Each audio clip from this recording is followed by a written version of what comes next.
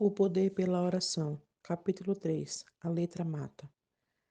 A pregação que mata pode ser e normalmente é ortodoxa, dogmática e inviolavelmente ortodoxa. Adoramos a ortodoxia. É boa, é o melhor, é o ensino da palavra de Deus, de fronteiras precisamente definidas, os troféus ganhas pela verdade em seu conflito com o erro, as barragens que a fé levantou contra as enchentes desoladoras das honestas ou afoitas descrenças ou convicções equivocadas. Mas a ortodoxia límpida é mais e pura como o cristal, suspeita e militante. Pode não ser outra coisa que não a letra que mata.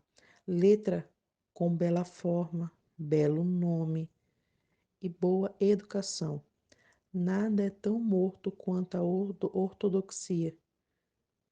Morta demais para especular, morta demais para pensar, estudar ou orar. A pregação que mata pode captar e dominar os princípios, pode ter um gosto erudito e crítico, pode ter todas as minúcias das derivações da gramática da letra, pode ser capaz de aprumar a letra até seu padrão perfeito, e alumiando a letra como Platão e Cícero podem ser alumiados. Pode estudar a letra como um advogado estuda seus livros, textos, para fazer um mandado judicial ou defender sua causa, e ainda assim, como ser como uma geada mortífera. A pregação, a pregação pela letra pode ser eloquente, esmaltada com poeira e retórica, borrifada com oração, temperada à sensação, alumiada pelo espírito humano, e ainda assim não passar de um suporte imponente, austero, custoso. As flores raras e belas que servem de decoração ao caixão. A pregação que mata pode não ter erudição, não apresentar sinais de frescor no pensamento ou no sentimento. É vestida de generalidades, sem graça ou especialidades inspídas, com estilo irregular, dissimplente, sem encontrar gosto no aposento recluso, nem na sala de leitura, sem se engraçar com o raciocínio, a expressão ou a oração.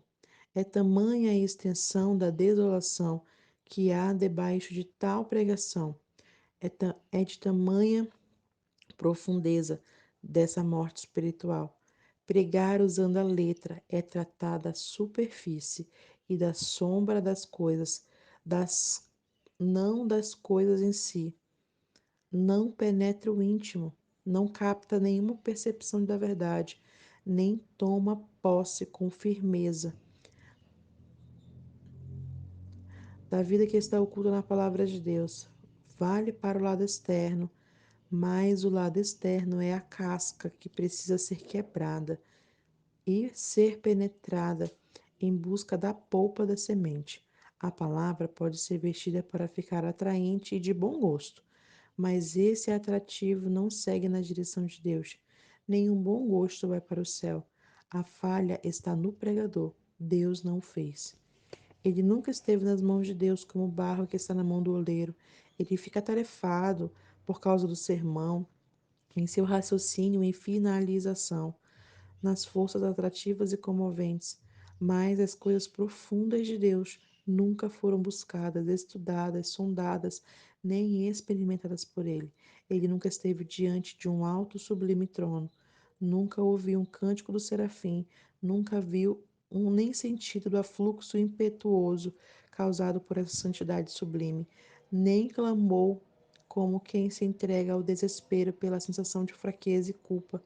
Também não teve vida renovada, coração tocado, espiado, inflamado pelo carvão da brasa vindo do altar de Deus. Seu ministério pode atrair pessoas para ele, para a igreja, para a forma e para a cerimônia, mas não há verdades na atração a Deus, pois a comunhão doce sobre A comunhão doce, santa e divina não é incitada. A igreja tem afrescos, mas não foi edificada. Recebeu agrados, mas não foi santificada. A vida é suprimida. Um calafrio sopra no ar do verão. O solo vira uma carapaça. A vida de nosso Deus se torna a cidade dos mortos. A igreja é um cemitério, não um exercício montado para a guerra. O louvor e a adoração ficam sufocados. A adoração é morta. E a pregação incentivam o pecado, não a santidade. É o inferno bem populoso, não o céu. A pregação que mata é a pregação sem oração. Sem oração, o pregador gera morte, não vida. O pregador é tão débil na oração, é débil nas forças que geram vida. O pregador, aquele que abandonou a oração como um elemento patente e em grande medida predominante em seu próprio caráter privou, como um cortirrente na sua pregação da força de gerar vida e que lhe é característica. Sempre haverá aqui e ali quem ore profissionalmente, mas a oração profissional ajuda a pregação a cumprir sua obra mortífera. A oração profissional é gélida, matando tanto a pregação quanto a oração. Na oração congregacional, muito da devoção disciplente, das atitudes preguiçosas e irreverentes são atribuíveis à oração profissional no púlpito. Longas, discursivas, áridas e fúteis são as orações que em muitos púlpitos, sem unção nem coração, elas caem com indiferença mortífera sobre as graças da oração. São orações familiarizadas com a morte. Todo e qualquer vestígio de devoção pereceu em seu fôlego. Quanto menos vida houver, mais longas serão. Uma convocação para a oração breve, oração viva, oração de coração sincero, oração por meio do Espírito Santo, direta e específica, ardente, simples e fervorosa no púlpito. Esta na ordem do dia, uma escola que ensinasse os pregadores a orar, da maneira que Deus leva a oração em consideração, traria mais benefícios para a santidade verdadeira, para a adoração verdadeira e para a pregação verdadeira que todos os seminários teológicos. Pare, faça uma pausa, reflita: onde estamos? O que estamos fazendo? Pregando para matar? Orando para matar? Orando para Deus, o Deus grandioso, Criador de todos os mundos, o juiz de todos os homens? Que reverência! Quanta simplicidade! Que sinceridade, quanta verdade se exige nos aspectos interiores. É tanta legitimidade que precisamos ter, quanto vigor sincero. Orar a Deus é a atividade mais nobre, o mais altivo esforço do homem, a mais verdadeira de todas as coisas. Não deveríamos abandonar para sempre a pregação escrável que mata, é a oração que mata para começar a fazer o que é legítimo, a coisa mais poderosa, oração e espírito de oração, pregação que gera vida, fazendo que a força mais poderosa se ancore no céu e na terra, que retira do tesouro de Deus, tesouro inescrutível e aberto, em favor das necessidades da penúria do homem. Final do capítulo 3.